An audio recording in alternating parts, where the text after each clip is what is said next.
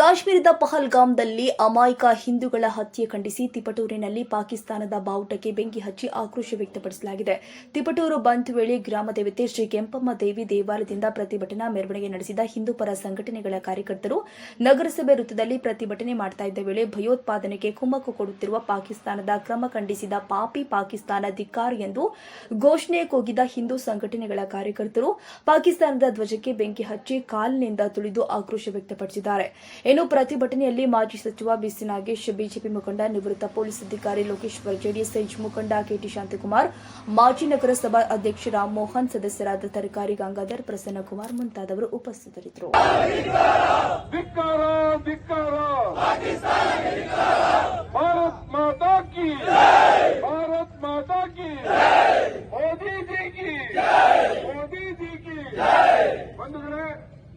ಇವತ್ತೇನು ಕಿತ್ತೂರಿನಲ್ಲಿ ಸಂಪೂರ್ಣವಾಗಿ ಒಂದು ಸಣ್ಣ ಪೆಟ್ಟಿಗೆ ಅಂಗಡಿನೂ ಸಹ ಓಪನ್ ಆಗಿಲ್ಲ. ಇವತ್ತು ಮೊದಲನೇದಾಗಿ ತಾಲೂಕಿನ ಎಲ್ಲರಿಗೂ ನಿಮ್ಮೆಲ್ಲರ ಪರವಾಗಿ ನಾನು ಅವರಿಗೆ ಧನ್ಯವಾದಗಳನ್ನು ತೋರಿಸಕ್ಕೆ ಇಷ್ಟಪಡ್ತೀನಿ. ಇವತ್ತು ನಾವೆಲ್ಲ ಒಗ್ಗಟ್ಟಾಗಿದ್ದೀವಿ ಅಂತ ತೋರಿಸ್ಕೊಂಡಿದೀವಿ. ನಾವು ಕಿತ್ತೂರಿನ ಜನತೆ ಮೋದಿಜಿಗೆ ಒಂದು ಮೆಸೇಜ್ ಕೊಡ್ತಾ ಇದೀವಿ. ಇವತ್ತು ನಾವೆಲ್ಲ ನಿಮ್ ಜೊತೆ ಇದ್ದೀವಿ. ನೀವು ಏನ್ ಮಾಡ್ತೀರೋ ಆ ದುಷ್ಕೃತ್ಯವನ್ನು ಮಾಡಿದ ಗುಂಡಿಗಳನ್ನ ಹುಡುಕಿ ಹೊಡಿಬೇಕು. ಅವತ್ತು ನಿಮ್ಗೆ ಏನೇ ಖರ್ಚು ವೆಚ್ಚ ನಮ್ಮ ದೇಶಕ್ಕೆ ಎಲ್ಲ ಕಟ್ಟಬೇಕು, ಅದೆಲ್ಲ ನಾವು ಸೇರ್ಕೊಂಡು ಕಟ್ತೀವಿ ಅಂತ ಈಗಾಗಲೇ ಹೇಳಿದ್ದೀವಿ. ಯಾರು ಇದಕ್ಕೆ ಹಿಂದಕ್ಕೆ ಹೋಗೋದು ಪ್ರಶ್ನೆ ಇಲ್ಲ, ಯಾರು ಕ್ವಶನ್ ಮಾಡೋದೇನಿಲ್ಲ. ನಾನು ಹೇಳ್ತಾ ಇದ್ದೀನಲ್ಲ, ಎಷ್ಟು ಭಯ ಬಂತು ಅಂದ್ರೆ ಯಾವ ಪಕ್ಷದವರು ವಿರುದ್ಧವಾಗಿ ಮಾತಾಡಕ್ಕೆ ಧೈರ್ಯ ಇಲ್ಲ ಇವತ್ತು.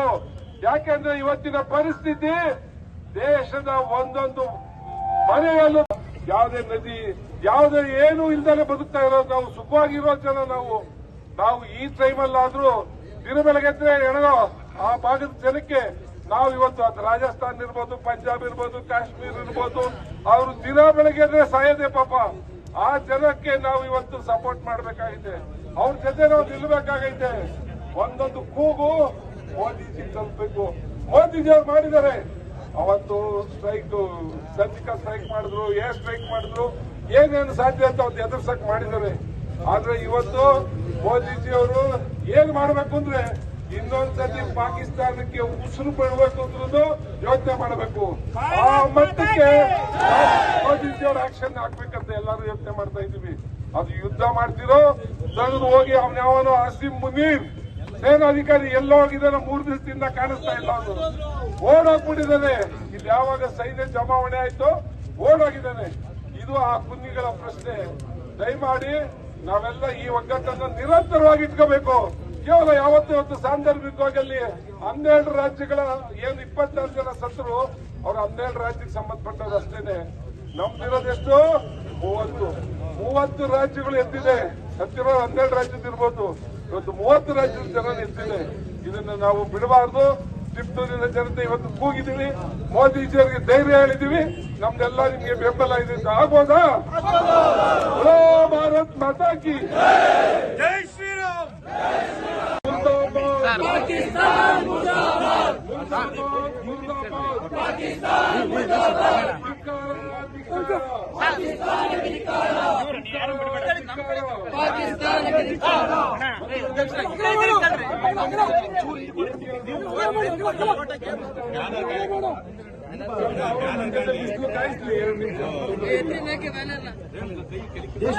ಇವತ್ತು ಏನು ಟಿಪ್ಪೂರಿನ ಜನ ಕಳೆದ 22ರಂದು ನಡೆದ ಪಹಲ್ಗಾಮ್ ದುಷ್ಕೃತ್ಯದ ವಿರುದ್ಧ ಹೊರಟಿದ್ದಾರೆ. ದೇಶಕ್ಕೆ ನಾವು ಟಿಪ್ಪೂರಿನ ಜನ ಮೋದಿಜಿಯವರ ಪರವಾಗಿ ನಿಂತ್ಕೊಳ್ತಾ ಇದ್ದೀವಿ. ಆ ದುಷ್ಕರ್ಮಿಗಳನ್ನ ನೀವೇನ್ ಮಾತು ಕೊಟ್ಟಿದ್ದೀರಾ, ಮೊನ್ನೆ ಅಷ್ಟೇ ಬಿಹಾರ ಚುನಾವಣೆ ಸಂದರ್ಭದಲ್ಲಿ ಭೂಮಿಯ ಕೊನೆಯವರೆಗೂ ಹುಡುಕಾಡಿ ಅವ್ರನ್ನ ಬಿಡದಲ್ಲೇ ಹೊಡೆದಾಕ್ತೀವಿ, ಹಿಡಿದು ತಂದು ಶಿಕ್ಷೆ ಕೊಡ್ತೀವಿ ಅಂತ ಹೇಳಿದ್ದಾರೆ. ಅದನ್ನ ನೀವು ಮಾಡಲೇಬೇಕು ಅಂತ ಎಚ್ಚರಿಸಕ್ಕೆ ನಾವು ಇವತ್ತು ಸೇರಿದ್ದೀವಿ. ಯಾಕೆಂದ್ರೆ ಅಲ್ಲಿಯ ವಾತಾವರಣದ ಹತ್ತಿರದಲ್ಲಿ ನೋಡಿದಂತ ಒಂದು ಸಂದರ್ಭ ನನಗೆ ಆಗೋಯ್ತು. ಕೇವಲ 1 ದಿವಸದ ವ್ಯತ್ಯಾಸ ಅಷ್ಟೇ ನಮಗೂ ಆ ಸಂದರ್ಭ.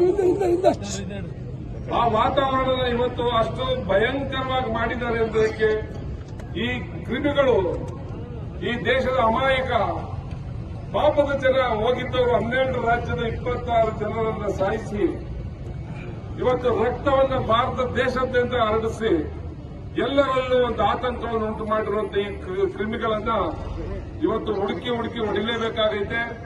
ಮತ್ತು ಹಿಂದುತ್ವದ ವಿಚಾರವನ್ನು ತಗೊಂಡವರು ಮಾಡಿರುವಂತಹ ಸಂದರ್ಭ ಇರೋದ್ರಿಂದ ಏನು ಈ ದೇಶ ಹಿಂದೂಸ್ತಾನ ಪ್ರಪಂಚದಲ್ಲಿ ಎಲ್ಲರಿಗೂ ಎಷ್ಟೋ ದೇಶಗಳಿದ್ದಾವೆ ಆಯಾ ಧರ್ಮದಲ್ಲಿ ಬದುಕೋದಕ್ಕೆ.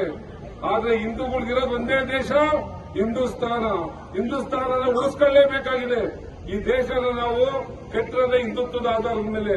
ಹಾಗಾಗಿ ಹಿಂದುತ್ವದ ಕ್ವಶನ್ ನಲ್ಲಿ ಅವರು ಹೊಡೆದು ಸಾಯಿಸಿರೋದ್ರಿಂದ ನಾವೆಲ್ಲರೂ ಒಗ್ಗಟ್ಟಾಗಿ, ಈಗಾಗಲೇ ಯಾರು ಹೇಳಿದ್ರು, ಜನರ ಕಟ್ಕೊಂತಿರೋ, ಶಿವದಾರ ಕಟ್ಕೊಂತಿರೋ, ನಾಮ ಇಟ್ಕೊಂತಿರೋ, ವಿಭೂತಿ ಇಟ್ಕೊಂತಿರೋ, ಅದೆಲ್ಲ ಪ್ರಶ್ನೆ ಇಲ್ಲ. ಈಗ ನಾವೆಲ್ಲ ಒಮ್ಮತವಾಗಿ ಇವತ್ತೇನು ಮೋದಿಯವರು ಮಾತು ಕೊಟ್ಟಿದ್ದಾರೆ ಅವ್ರ ಪ್ರಕಾರ ನೀವು ನಡೀಲೇಬೇಕು ಅಂತ ಅವ್ರಿಗೆ ನಾವು ಸಹಕಾರ ಕೊಡ್ತೀವಿ ಅಂತ ಅವ್ರ ಬಗ್ಗೆ ನಾವು ಇರ್ತೀವಿ ಅಂತ.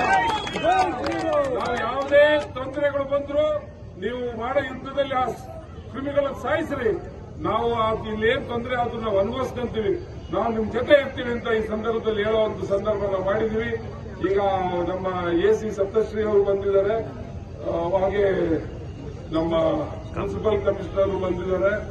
ಅವರಿಗೆ ಮನವಿನ ಕೊಟ್ಟು ಇದನ್ನ ನಾವು ಪಾಕಿಸ್ತಾನದ ಪ್ರಧಾನಮಂತ್ರಿಗಂತ ಕಳ್ಸಕ್ಕಾಗಲ್ಲ, ಯಾಕಂದ್ರೆ ಅವ್ರಿಗೆ ಎಚ್ಚರಿಸಬೇಕಾಗಿದ್ದು ಇದು ನಮ್ಮ ದೇಶದವ್ರಿಗೆ ಕಳಿಸೋ ಅವಶ್ಯಕತೆ ಇಲ್ಲ. ಇದು ಕಳಿಸಿದ್ರೆ ಅವ್ರಿಗೆ ಕಳಿಸ್ಬೇಕು ಪ್ರಧಾನಿಗೆ, ಇಲ್ಲ ಅವ್ರು ಯಾರೋ ಮುಂದೆ ಸೇನಾಧಿಕಾರಿ ಒಳಗಿದಾರಲ್ಲ ಆಸಿಫ್ ಮುನೀರ್, ಅವನಿಗೆ ಕೂಡ ಕಳಿಸ್ಬೇಕಿತ್ತು, ಎಚ್ಚರಿಕೆಯಿಂದ ಮುಚ್ಕೊಂಡಿರಪ್ಪ ಅಂತೇಳಿ. ಆ ಕೆಲಸ ಮಾಡಕ್ಕೆ ಇವ್ರಿಗೆ ಆಗಲ್ಲ.